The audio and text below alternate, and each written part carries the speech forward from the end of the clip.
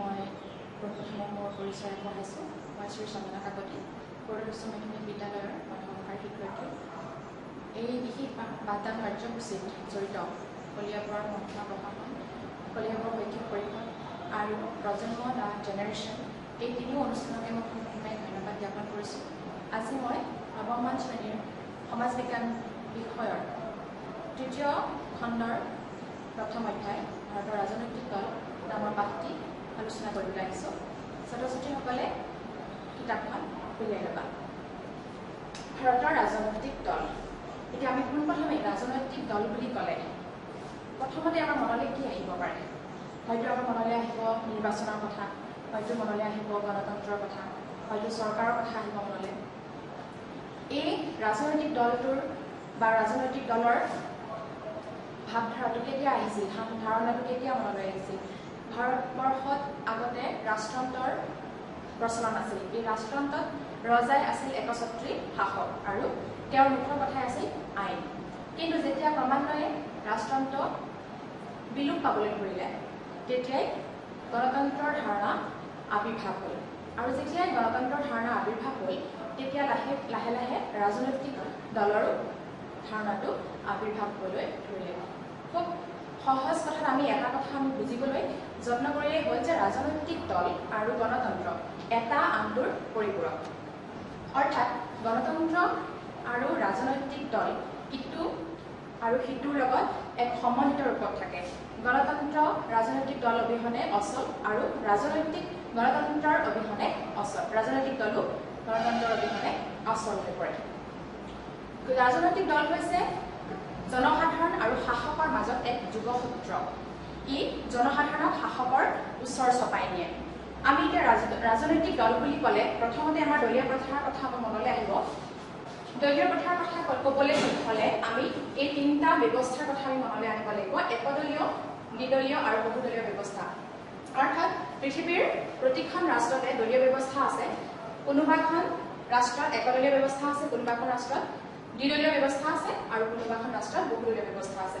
এতিয়া আমি একদলীয় ব্যৱস্থাৰ কথা ক'বলৈ হ'লে বুজিব লাগিব যে সেই ৰাষ্ট্ৰখনত সেই ৰাষ্ট্ৰ পৰিচালনাৰ নীতিসমূহ এটা দলৰ জৰিয়তে সমাধা হয়। অৰ্থাৎ একদলীয় ব্যৱস্থাই এটা দলৰ কিছু নীতি আদৰ্শক আগবঢ়াই লৈ যায়। আমি চীনৰ কথা এইখিনিতে ক'ব পাৰোঁ। চীনৰ সাম্যবাদী দলটোৱেই হৈছে চীনৰ একমাত্ৰ শাসক দল। তাৰপিছত আমি দ্বিদলীয় ব্যৱস্থাৰ কথা ক'ব পাৰোঁ। দ্বিদলীয় ব্যৱস্থাটোত প্ৰধান দুটা দলে তাত শাসন পৰিচালনাৰ লগত জড়িত হৈ থাকে। অৰ্থাৎ দুটা দল প্ৰধান দল থাকে আৰু সেই দুটা দলৰ পৰাই জনসাধাৰণে তেওঁলোকৰ নিজৰ নীতি আদৰ্শ সাৰোগত কৰি পেলাই নিৰ্বাচন কৰে। দ্বিদলীয় ব্যৱস্থা থকা দুখন ৰাষ্ট্ৰ আমেৰিকা আৰু ইংলেণ্ডক আমি উদাহৰণস্বৰূপে দেখুৱাব পাৰোঁ। তাৰপিছত বহুদলীয় ব্যৱস্থা।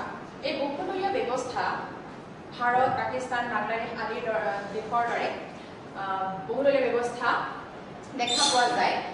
বহুদলীয় ব্যৱস্থা হৈছে যে সেই ৰাষ্ট্ৰ পৰিচালনাৰ ব্যৱস্থাটোত ৰাজনৈতিক দলসমূহ কেইবাটাও ৰাজনৈতিক দলে তাত অংশগ্ৰহণ কৰে আৰু সেইটোৱে হৈছে বহুদলীয় ব্যৱস্থা।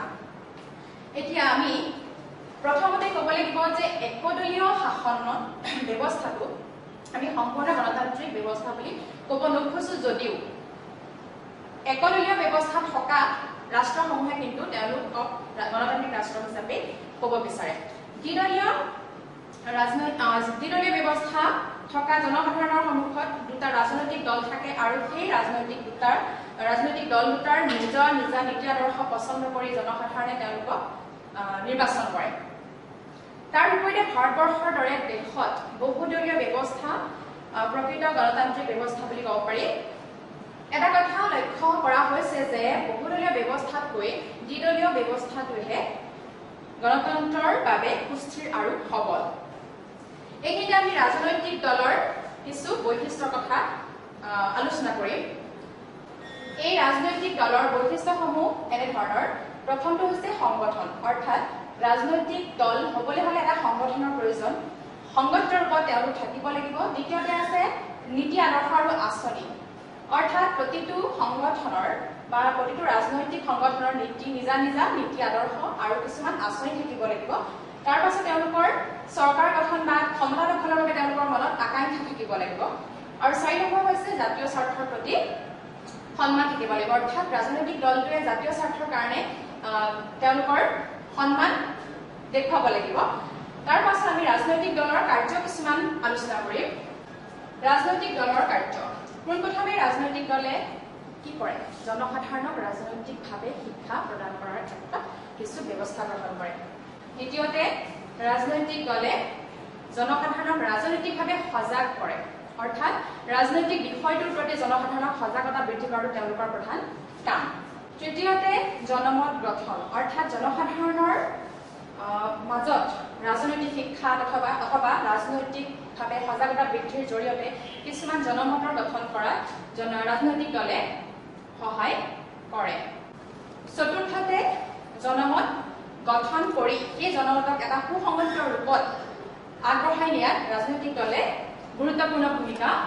পালন কৰে এইখিনি হৈছে ৰাজনৈতিক দলৰ প্ৰধান কাৰ্য কিন্তু তাৰোপৰি আমি কেইটামান কাৰ্য ৰাজনৈতিক দলৰ আমি চাব পাৰোঁ বিশেষভাৱে ৰাজনৈতিক দলে গণতন্ত্ৰৰ লগত খোজ মিলাই এনেধৰণে আগবাঢ়ি যায় যাতে জনসাধাৰণৰ লগত তেওঁলোকে যোগসূত্ৰ স্থাপন কৰিব পাৰে আৰু বিৰোধী দল হিচাপে চৰকাৰখনক সেই জনসাধাৰণৰ কল্যাণৰ কাৰণে যাতে কাম কৰিব পাৰে তেনেধৰণে সহায় কৰিব পাৰে তাৰ পাছত আমি এতিয়া ভাৰতৰ ৰাজনৈতিক দলসমূহৰ বিষয়ে কিছু আলোচনা কৰিম এই ভাৰতৰ ৰাজনৈতিক দল বুলি ক'লে আমাৰ ভাৰতৰ ৰাজনৈতিক ব্যৱস্থাটোৰ ইতিহাস চাবলৈ যদি আমি যাওঁ তেতিয়াহ'লে আমাৰ প্ৰথম কথাটো মনলৈ আহিব 1885 চনৰ কথা এই চনটোত আমাৰ ভাৰতৰ ৰাজনৈতিক ব্যৱস্থাটোলৈ ভাৰতীয় জাতীয় কংগ্ৰেছৰ আগমন ঘটিছিল ভাৰতীয় জাতীয় কংগ্ৰেছ 1885 চনত ভাৰতীয় জাতীয় কংগ্ৰেছ গঠন হৈছিল আৰু ইয়ে আছিল ভাৰতবৰ্ষৰ প্ৰথমটো ৰাজনৈতিক দল অৱসৰপ্ৰাপ্ত ICS বিষয়া এলেন অক্টোভিয়ান হিউমে এই দলটো গঠন কৰিছিল এলেন অক্টোভিয়ান হিউমে এই জাতীয় কংগ্ৰেছ ভাৰতীয় জাতীয় কংগ্ৰেছ দলটো 1885 চনত গঠন কৰিছিল এই দলটোৰ সভাপতি আছিল প্ৰথম সভাপতি আছিল উমেশ চন্দ্ৰ বেনাৰ্জী আৰু তেওঁৰ সভাপতিত্বত প্ৰথমখন অধিৱেশন ভাৰতীয় জাতীয় কংগ্ৰেছৰ প্ৰথমখন অধিৱেশন আয়োজিত হৈছিল মুম্বাইত বৰ্তমানৰ মুম্বাইত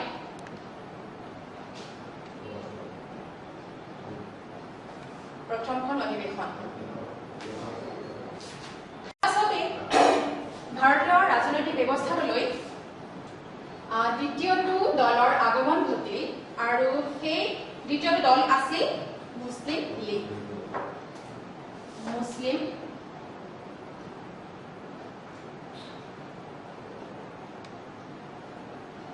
এই মুছলিম লীগ গঠন হৈছিল 1906 চনত এইটো আছিল ভাৰতবৰ্ষৰ ৰাজনৈতিক ব্যৱস্থাটোৰ দ্বিতীয়টো প্ৰধান দল তৃতীয় দল হিচাপে আমি পাওঁ হিন্দু মহাসভা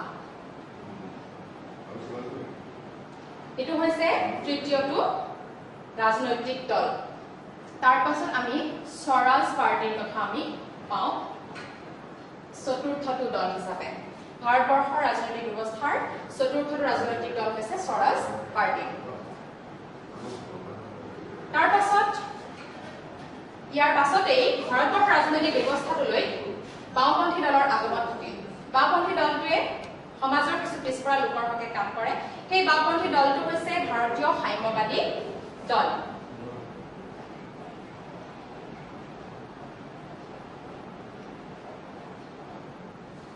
ভাৰতীয় সাম্যবাদী দল এই দলটো হৈছে মাৰ্ক্সবাদৰ যি ভাৱধাৰা বা নীতি আদৰ্শ সেই আদৰ্শৰে পৰিপুষ্ট তাৰ পাছতে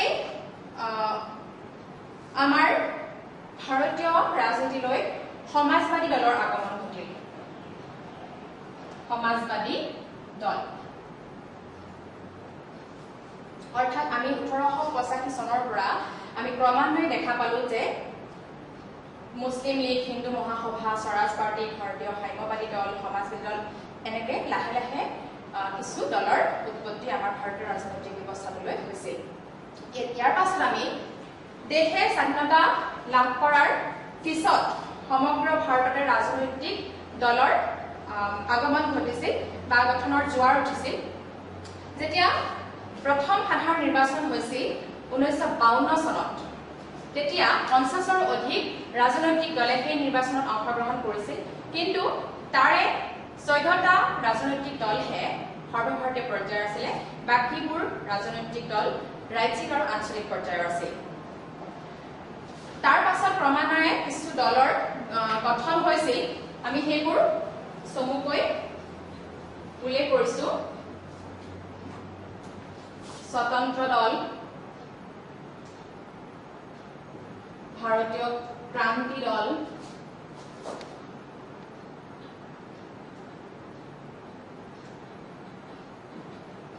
জনতা দল লোক দল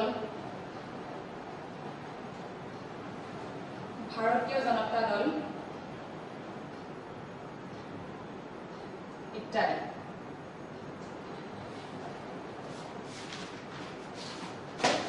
বৰ্তমান সময়ত আমাৰ ভাৰতীয় ৰাজনৈতিক ব্যৱস্থাটোত মুখ্য ৰাজনৈতিক দলসমূহৰ কথা আমি কিছু চাম বৰ্তমান সময়ত আমাৰ ৰাষ্ট্ৰীয় পৰ্যায়ৰ যিবোৰ মুখ্য দল আছে ৰাজনৈতিক দল আছে সেইবোৰৰ ভিতৰত আমি পোনপ্ৰথমে আমি ভাৰতীয় জাতীয় কংগ্ৰেছৰ কথা ক'ব লাগিব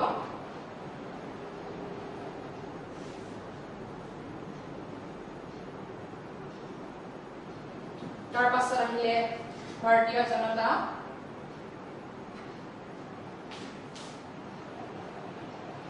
দল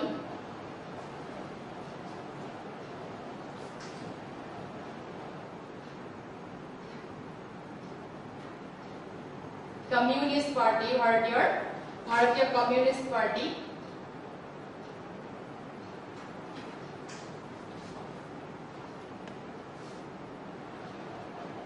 ভাৰতীয় কমিউনিষ্ট পাৰ্টিৰ দুটা ভাগত বিভক্ত হৈছে এটা হৈছে ভাৰতীয় কমিউনিষ্ট পাৰ্টি মাৰ্ক্সবাদী অৰ্থাৎ মাৰ্ক্সবাদৰ আদৰ্শৰে পৰিপুষ্ট কমিউনিষ্ট পাৰ্টি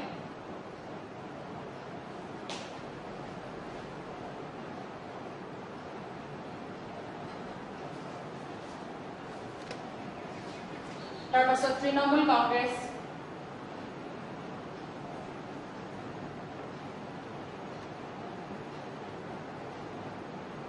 আকালি দল আম আদমি দল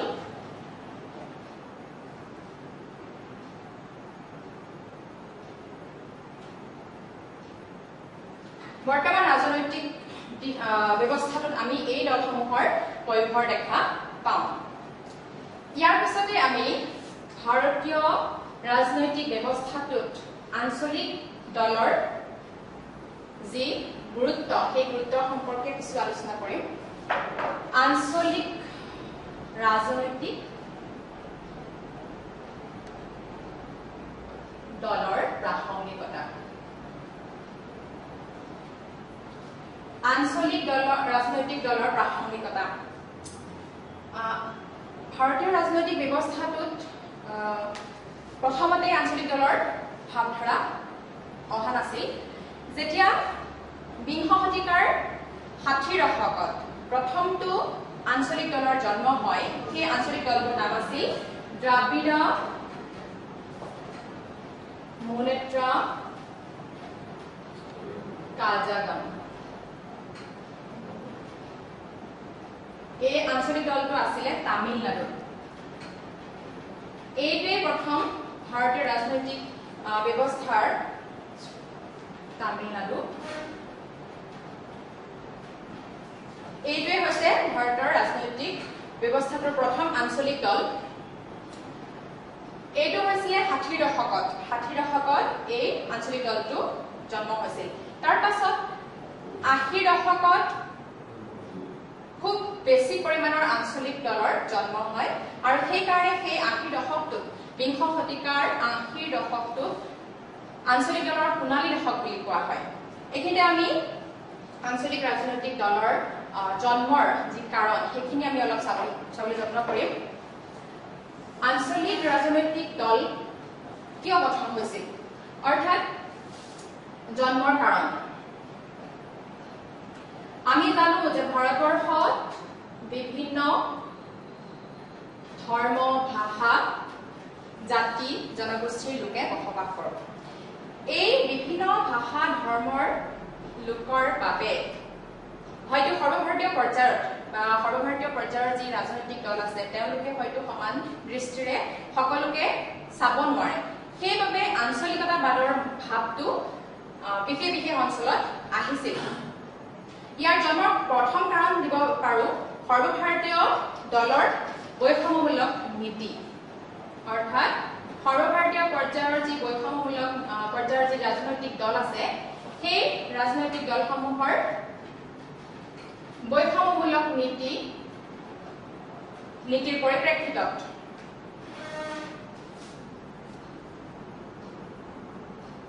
আঞ্চলিক দলৰ জন্ম হোৱা দেখা যায়। দ্বিতীয়টো কাৰণ হিচাপে আমি চাব পাৰো দেশখনৰ বিভিন্ন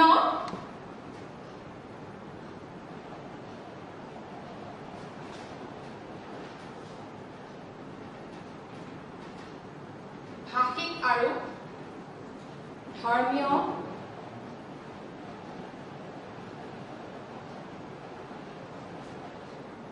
গোষ্ঠীৰ মাজত থকা ভিন্নতা।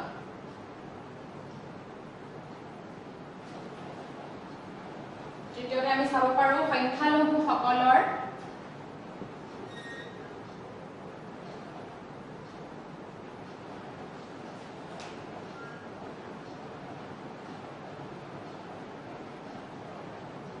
নিৰাপত্তাহীনতা।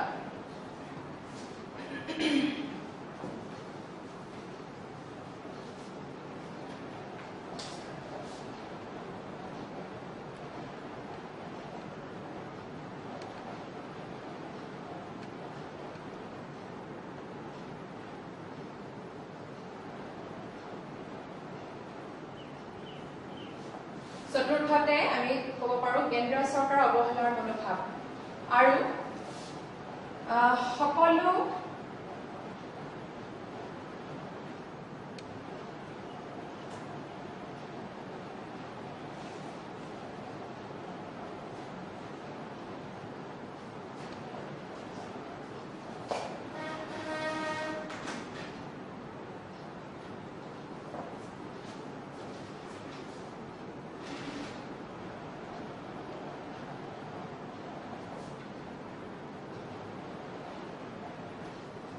এইকেইটা আমি আঞ্চলিক দলৰ জন্ম কাৰণ হিচাপে আমি আগবঢ়াব পাৰো। যেহেতু কোৱা হৈছে যে সৰ্বভাৰতীয় ৰাজনৈতিক দলৰ বৈষম্যমূলক নীতি, অৰ্থাৎ সৰ্বভাৰতীয় পৰ্যায়ৰ ৰাজনৈতিক দলসমূহে হয়তো দেশৰ সকলো অঞ্চলৰ সকলো জনসাধাৰণৰ সমস্যাসমূহক সমানে দৃষ্টিগোচৰ কৰিব নোৱাৰে। আৰু দ্বিতীয়তে আমি এইটো ক'ব পাৰো দেশৰ বিভিন্ন ভাষিক আৰু ধৰ্মীয় গোষ্ঠীৰ মাজত থকা ভিন্নতা, অৰ্থাৎ আমাৰ দেশখন বিভিন্ন ধৰ্মৰ বিভিন্ন ভাষাৰ লোক বসবাস কৰে, গতিকে তেওঁলোকৰ মাজত যি ভিন্নতা আছে সেই ভিন্নতাটোৱেও আঞ্চলিকতাবাদৰ পোষকতা কৰে। তাৰপিছত ৩ নম্বৰতে আমি সংখ্যালঘুসকলৰ নিৰাপত্তাহীনতা, অৰ্থাৎ সংখ্যালঘু যিসকল লোক আছে তেওঁলোকে কিছু নিৰাপত্তাহীনতাত ভুগিব পাৰে আৰু তাৰ কাৰণে তেওঁলোকে হয়তো আঞ্চলিকতাবাদৰ পোষকতা কৰিছে। ৪ নম্বৰতে আমি পাইছো কেন্দ্ৰীয় চৰকাৰৰ অৱহেলাৰ মনোভাৱ, অৰ্থাৎ কেন্দ্ৰীয় চৰকাৰে হয়তো কিছু কিছু অঞ্চলক সমানে গুৰুত্ব দিয়া নাই, অৱহেলাৰ দৃষ্টিৰে চাইছে। আমি পঞ্চমতো সেইটোৱে পাইছো যে সকলো ৰাজ্যৰ ক্ষেত্ৰত কেন্দ্ৰীয় চৰকাৰৰ সমদৃষ্টিৰ অভাৱ, অৰ্থাৎ সকলো ৰাজ্যই সমানে কেন্দ্ৰীয় চৰকাৰৰ দৃষ্টি গোচৰ হোৱা নাই বা তেওঁলোকৰ সমস্যাসমূহ কেন্দ্ৰীয় চৰকাৰে গুৰুত্ব সহকাৰে লোৱা নাই। এই কিছুমান কাৰণৰ বাবে আঞ্চলিক দলৰ জন্ম হৈছে। ভাৰতৰ ৰাজনৈতিক ব্যৱস্থাটোত কিছু আঞ্চলিক দলৰ কথা আমি চাম। প্ৰথমতেতো আমি পালো যে DMK অৰ্থাৎ দ্ৰবিড় মুনেত্ৰ কাঝাগম, DMK এইটো আৰু এটা AIDM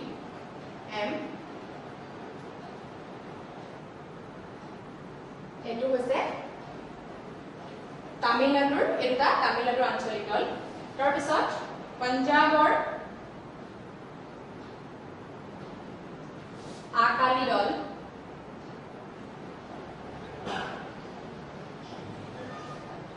অসমৰ অসম গণ পৰিষদ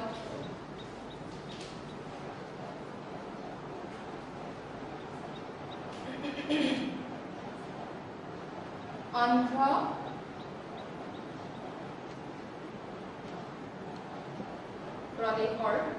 প্ৰদেশৰ তেলেগু দেশম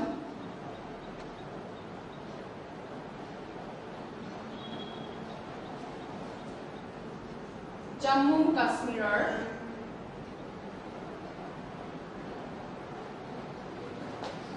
নেশ্যনেল কনফাৰেন্স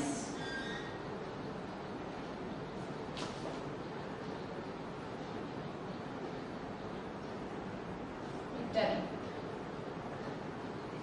মই মূল কেইটামান আঞ্চলিক দলৰ কথা লিখিছো এই দলসমূহে সকলো দলেই চৰকাৰ গঠনত কিছু পৰিমাণে সহায় কৰি আহিছে এতিয়া আমি গণতন্ত্ৰলৈ ভাৰতীয় গণতন্ত্ৰলৈ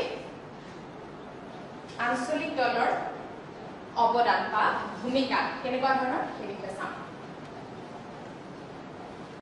আমি কিছু ইতিহাসলৈ ঘূৰি গ'লে আমি দেখা পাওঁ যে 1947 চনৰ পৰা 67 চনলৈ একক দলৰ শাসন চলি আছিল আৰু সেই একক দলৰ শাসনলৈ আঞ্চলিক দলে কিছু প্ৰত্যাহ্বানৰ সন্মুখীন প্ৰত্যাহ্বানৰ ভাবুকি আনিছিল প্ৰথমতে আমি আঞ্চলিক দলৰ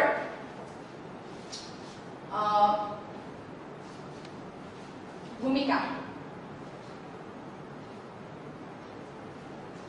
ভাৰতীয় গণতন্ত্ৰত আঞ্চলিক দলৰ ভূমিকা হিচাপে আমি প্ৰথমতে পাম যে একক দলৰ প্ৰাধান্যতাৰ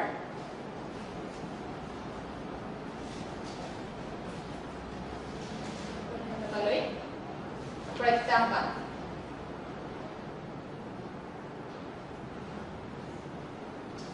যি ভাৰতীয় ৰাজনৈতিক ব্যৱস্থাটো একক দলৰ জৰিয়তে শাসিত হৈ আছিল সেই যি ভাৱধাৰা আছিল সেইখিনি আঁতৰাই আঞ্চলিক দলে ভাৰতীয় ৰাজনৈতিক ব্যৱস্থাটোলৈ এক পৰিৱৰ্তনৰ সূচনা কৰিলে দ্বিতীয়তে কেন্দ্ৰ আৰু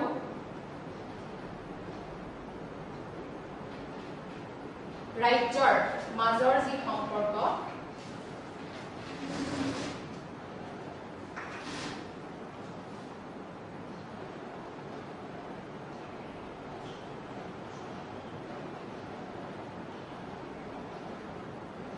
কিছু সুস্থিৰ ৰূপলৈ আনিলে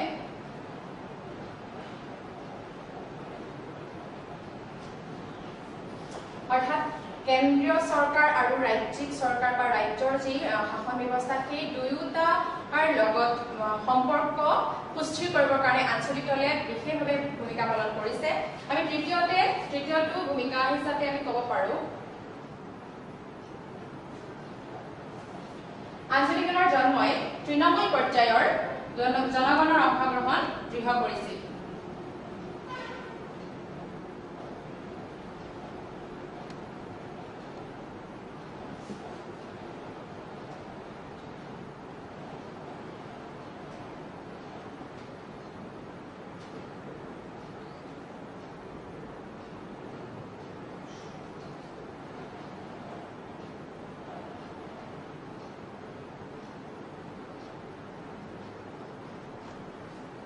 এইটো এটা উল্লেখনীয় ভূমিকা বুলি আমি ক'ব পাৰো যেহেতু আঞ্চলিক দলৰ জন্মই হৈছে যে তৃণমূল পৰ্যায়ৰ লোকসকলৰ কিছু সমস্যা কেন্দ্ৰীয় চৰকাৰৰ ওচৰত অৱগত কৰোৱা বা সৰ্বভাৰতীয় ৰাজনৈতিক দলসমূহৰ আগত অৱগত কৰোৱা আছিল গতিকে এই ক্ষেত্ৰত এই ভূমিকাটো অতুলনীয় বুলি ক'ব পাৰো তৃণমূল পৰ্যায়ৰ জনগণৰ যি সমস্যা আছে যি আপত্তি আছে সেইবোৰ আঞ্চলিক দলৰ জৰিয়তে তেওঁলোকে সৰ্বভাৰতীয় পৰ্যায়লৈ বা সৰ্বভাৰতীয় ৰাজনৈতিক দলসমূহৰ আগত কিছু হলেও অৱগত কৰাব পাৰে আৰু সেই কাৰণে ক'ব পাৰি যে আঞ্চলিক দলৰ ভূমিকা তৃণমূল পৰ্যায়ৰ জনগণৰ অংশগ্ৰহণ সুদৃঢ় কৰিছিল অৰ্থাৎ তৃণমূল পৰ্যায়ৰ জনগণে যাতে চৰকাৰী কাৰ্যসূচীত অংশগ্ৰহণ কৰিব পাৰে সেই ক্ষেত্ৰত আঞ্চলিক দলে ভূমিকা পালন কৰিছে গণতন্ত্ৰত বিৰোধী দলৰ ভূমিকাৰ বিষয়ে কিছু পঢ়িম গণতন্ত্ৰত বিৰোধী দলৰ ভূমিকা আমি ৰাজনৈতিক দল বুলি কওঁতে বিৰোধী দল এই ৰাজনৈতিক দলৰ অংশীদাৰ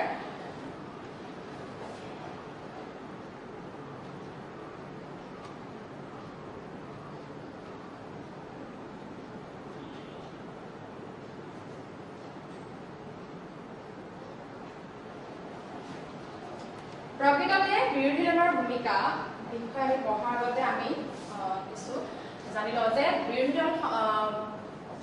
দলৰ ভাৱধাৰাটো 1977 চনৰ পৰাহে ভাৰতীয় ৰাজনৈতিক ব্যৱস্থালৈ আহিছে কিয়নো তাৰ আগলৈকে তাত এক দলৰ শাসন আছিল অৰ্থাৎ এটা দলৰে শাসন আছিল তাত বিৰোধী দলৰ কোনো উৎপত্তিৰ কথা অহা নাছিল সেইবাবে পৃথিৱীৰ প্ৰত্যেকখন গণতান্ত্ৰিক ৰাষ্ট্ৰতে বিৰোধী দলৰ ভূমিকা দেখিবলৈ পোৱা যায় বিশেষকৈ দ্বিদলীয় ব্যৱস্থাত অৰ্থাৎ দ্বিদলীয় ব্যৱস্থা আমি জানো যে দুটা দলৰ শাসন ব্যৱস্থা থাকে এটা দলে যদি চৰকাৰ গঠন কৰে আনটো দলে বিৰোধী দল হিচাপে ভূমিকা পালন কৰে প্ৰথমতে আমি বিৰোধী দলৰ ভূমিকা হিচাপে প্ৰথমটো কথা ক'ব লাগিব যে চৰকাৰৰ যি কাৰ্যসূচী সেই চৰকাৰৰ কাৰ্যসূচীত জনসাধাৰণক বিৰোধী দলে অংশগ্ৰহণ কৰাবলৈ কিছু হলেও অনুপ্ৰেৰণা যোগায় দ্বিতীয়তে আমি ক'ব পাৰোঁ যে শাসনত থকা যিটো দল সেই দলটোৱে যাতে জাতীয় স্বাৰ্থৰ বিপৰীতে গৈ কোনো ধৰণৰ কাৰ্য বা কোনো ধৰণৰ আঁচনি গ্ৰহণ কৰিব নোৱাৰে সেই বিষয়ে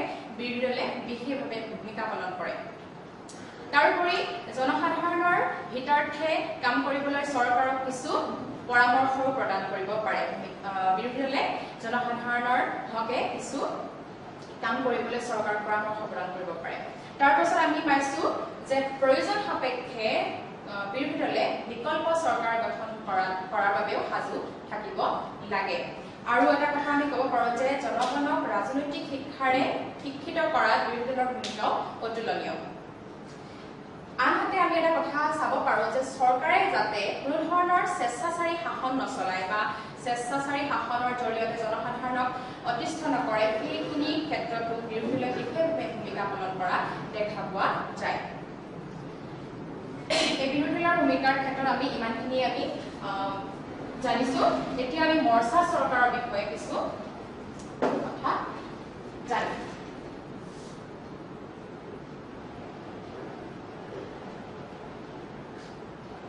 মৰ্চা চৰকাৰ এই মৰ্চা চৰকাৰৰ ধাৰণাটো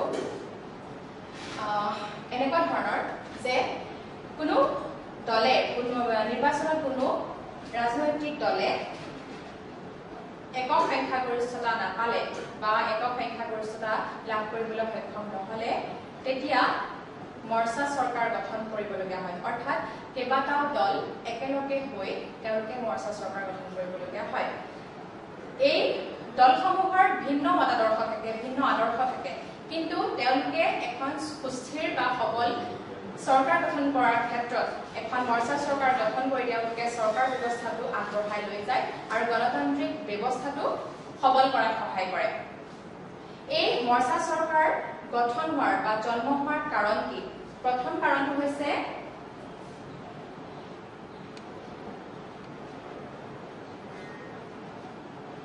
ৰাজনৈতিক দলৰ সংখ্যা বৃদ্ধি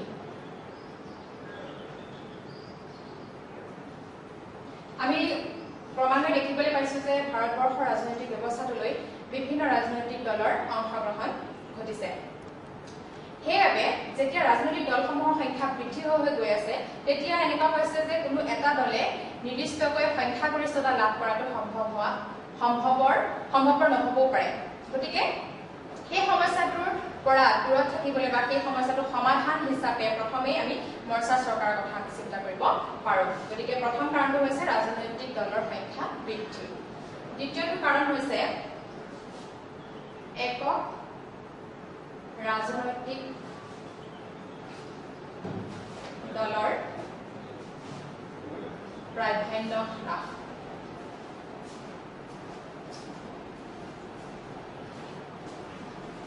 একক ৰাজনৈতিক দলৰ প্ৰাধান্য হ্ৰাস এই কথাটোৱে এইটো বুজাইছে যে আমি জানো যে 1947 চনৰ পৰা 77 চনলৈকে এটা দলৰ শাসনে ভাৰতবৰ্ষৰ ৰাজনৈতিক ব্যৱস্থাটো চলি আহিছিল কিন্তু যেতিয়া ৰাজনৈতিক দলৰ সংখ্যা বৃদ্ধি হ'ল আৰু তাৰ পাছত সংখ্যাগৰিষ্ঠতা নোপোৱাৰ বাবে কিছু জটিল সমস্যাৰ সৃষ্টি হ'বলৈ ধৰিলে তেতিয়াই মৰ্চা চৰকাৰ গঠন হোৱাৰ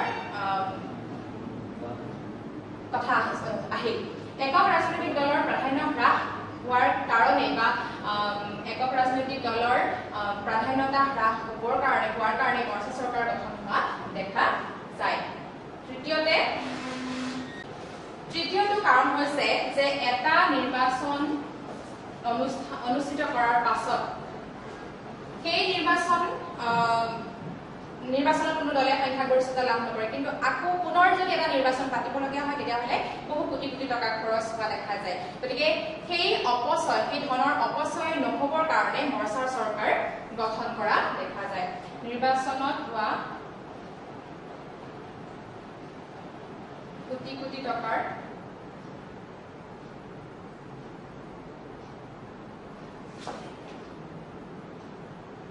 অপচয় ৰোধ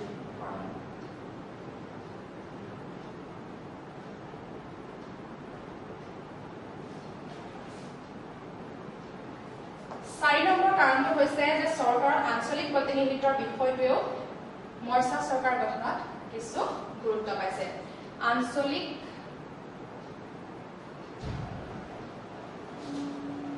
প্ৰতিনিধিত্ব আৰু এইখিনিতে আমি ক'ব পাৰোঁ যে এইমাত্ৰ আমি আঞ্চলিক দলৰ কথা আমি পঢ়ি আহিছিলোঁ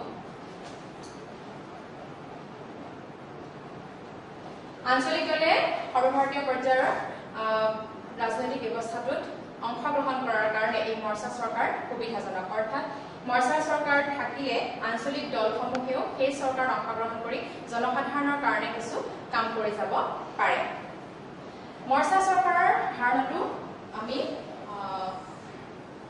1977 চনৰ পৰাহে পাম কাৰণ তাৰ আগলৈকে একক ৰাজনৈতিক দলৰ প্ৰাধান্য আছিল এতিয়া 1977 চনত প্ৰথমটো মৰ্চা চৰকাৰ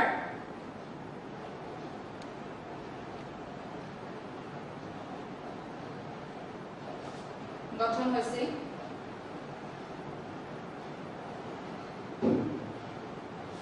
আৰু এই চৰকাৰ গঠন কৰিছিল মোৰাৰজী দেশাই এই মৰ্চা চৰকাৰ গঠন কৰিছিল মোৰাৰজী দেশাই আমি এই 1977 চনৰ পৰা কিছু মৰ্চা চৰকাৰ আমি দেখা পাইছো আৰু বৰ্তমান 2014 চনলৈকে মৰ্চা চৰকাৰ চলিছিল 2014 চনৰ পৰা পুনৰ একক দলৰ শাসন আকৌ আৰম্ভ হৈছে আমি কিছুমান মৰ্চা চৰকাৰৰ মানে নাম চাম ইউনাইটেড ফ্ৰণ্ট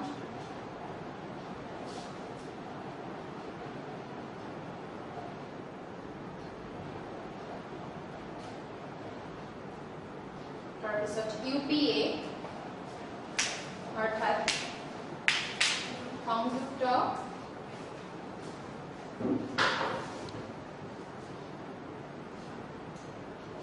গণতান্ত্ৰিক মৰ্চা তাৰপিছত NDA অৰ্থাৎ ৰাষ্ট্ৰীয়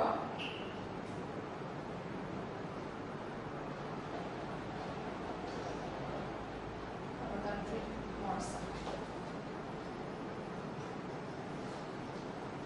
এইকেইটা হৈছে মৰ্চা চৰকাৰ ইউনাইটেড ফ্ৰণ্ট UPA NDA এটা মৰ্চা চৰকাৰৰ কিছু দুখ আমি দেখা পাওঁ অৰ্থাৎ এখন চৰকাৰ গঠন কৰিলে তাৰ দুখ আৰু গুণ দুয়োটাই আমি আমাৰ পৰিলক্ষিত হয় প্ৰথমতে আমি দুখবোৰ চাওঁ মৰ্চা চৰকাৰৰ দুখ কি কি আছে প্ৰথমটো হৈছে ই অস্থিৰ চৰকাৰ এনেকৈ অস্থিৰ চৰকাৰ হ'ল এতিয়া অস্থিৰ চৰকাৰ বুলি এইকাৰণে কোৱা হৈছে যে মৰ্চা চৰকাৰত কেইবাটাও ৰাজনৈতিক দলে অংশগ্ৰহণ কৰে। যেতিয়া তেওঁলোকৰ ভিন্ন ভিন্ন আদৰ্শৰ ৰাজনৈতিক দলে সেই চৰকাৰত অংশগ্ৰহণ কৰিব, যেতিয়া তেওঁলোকৰ কিছু নিজা স্বাৰ্থত আঘাত হোৱা কিছু কাৰ্যই চৰকাৰৰ কিছু আঁচনিয়ে সমস্যাৰ সৃষ্টি কৰে, তেতিয়া সেই চৰকাৰ ভাঙি যোৱাৰ সম্ভাৱনা থাকে। সেইবাবে কোৱা হৈছে যে মৰ্চা চৰকাৰৰ ৰূপটো হৈছে অস্থিৰ চৰকাৰ। দ্বিতীয়তে দুৰ্বল চৰকাৰ। এইখিনিতে আমি ক'ব পাৰোঁ যে মৰ্চা চৰকাৰ গঠন কৰোঁতে যি ৰাজনৈতিক দলৰ সংমিশ্ৰণ ঘটে, সেই ৰাজনৈতিক দলসমূহে যেতিয়া তেওঁলোকৰ ভিন্ন ভিন্ন মতাদৰ্শৰ লগত আগবাঢ়ি যাবলৈ খোজে, তেওঁলোকৰ হয়তো কিছু ক্ষেত্ৰত সংঘাতৰ সৃষ্টি হ'ব পাৰে আৰু সেই সংঘাতৰ কাৰণে তেওঁলোকে হয়তো চৰকাৰখন ভাঙি যাবলৈ বাধ্য কৰাব পাৰে। সেইবাবে কোৱা হৈছে যে এইখন এখন দুৰ্বল চৰকাৰ, অৰ্থাৎ সবলতাটো ইয়াত নাই। তৃতীয়তে আমি ক'ব পাৰোঁ দীৰ্ঘম্যাদী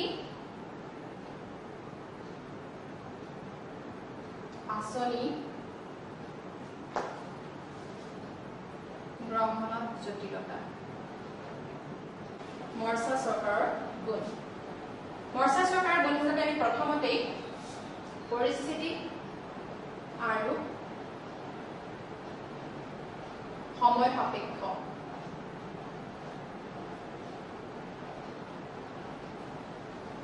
প্ৰথমটো গুণ আমি পাইছো পৰিস্থিতি আৰু সময় সাপেক্ষ। মৰ্চা চৰকাৰ পৰিস্থিতি আৰু সময় সাপেক্ষ। পৰিৱৰ্তিত ৰাজনৈতিক পৰিৱেশ আৰু পৰিস্থিতিত মৰ্চা চৰকাৰ এক সুস্থিৰ বা সবল চৰকাৰ হিচাপে পৰিগণিত হয়, কাৰণ বেলেগ ধৰণৰ কোনো চিন্তা নকৰাকৈ মৰ্চা চৰকাৰ গঠন কৰি চৰকাৰ কাৰ্যসূচী সুন্দৰকৈ আগবঢ়াই নিয়াত মৰ্চা চৰকাৰে সহায় কৰে। গতিকে এই পৰিৱৰ্তিত পৰিস্থিতিসমূহত মৰ্চা চৰকাৰ এখন সুস্থিৰ বা সবল চৰকাৰ হিচাপে আমি ক'ব পাৰোঁ। তাৰপাছত অস্বেচ্ছাচাৰী চৰকাৰ। দ্বিতীয়তে আমি পাইছো যে অস্বেচ্ছাচাৰী চৰকাৰ।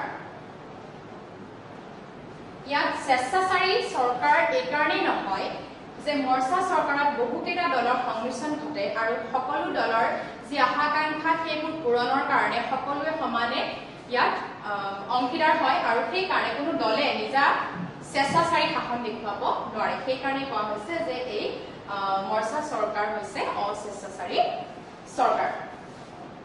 তৃতীয়তে আমি পাইছো আঞ্চলিক প্ৰতিনিধিত্ব।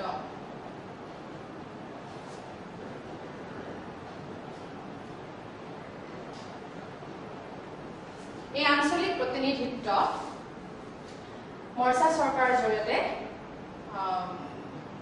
ঘটিব পাৰে। অৰ্থাৎ মৰ্চা চৰকাৰত বহু দলৰ যেতিয়া সংমিশ্ৰণ ঘটে তাৰ মাজত আঞ্চলিক দলসমূহো থাকে আৰু সেই আঞ্চলিক দলসমূহে নিজৰ নিজৰ ৰাজ্যৰ বা নিজৰ নিজৰ অঞ্চলৰ সমস্যাসমূহ এই মৰ্চা চৰকাৰৰ জৰিয়তে সমাধান কৰাৰ চেষ্টা কৰে। গতিকে ইয়াত এটা প্ৰধান গুণ হৈছে আঞ্চলিক দলৰ প্ৰতিনিধিত্ব মৰ্চা চৰকাৰ গুণ হিচাপে আমি ক'ব পাৰোঁ। চতুৰ্থতে জাতীয়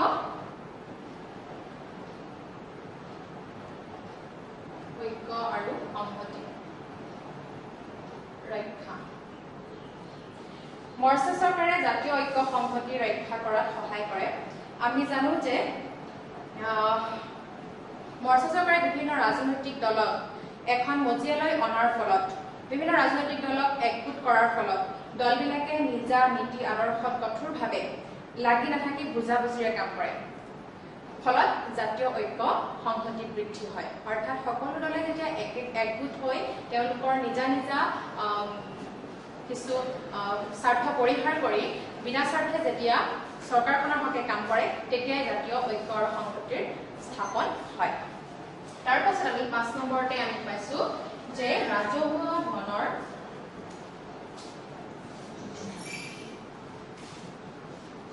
অপব্যৱহাৰ